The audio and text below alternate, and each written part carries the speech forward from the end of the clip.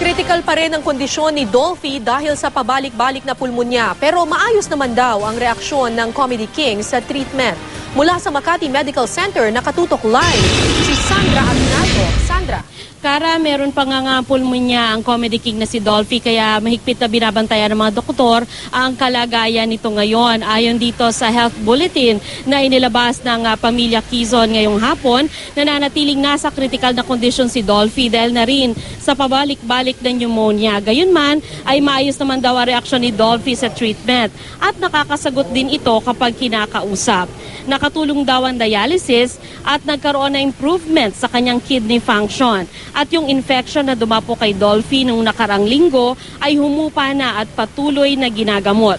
Dahil critical pa rin ang kalagayan ni Dolphy, ay bawal itong madapuan ng iba pang sakit, ay nananatili ito sa intensive care unit at limitado yung mga taong pwedeng makalapit sa kanya.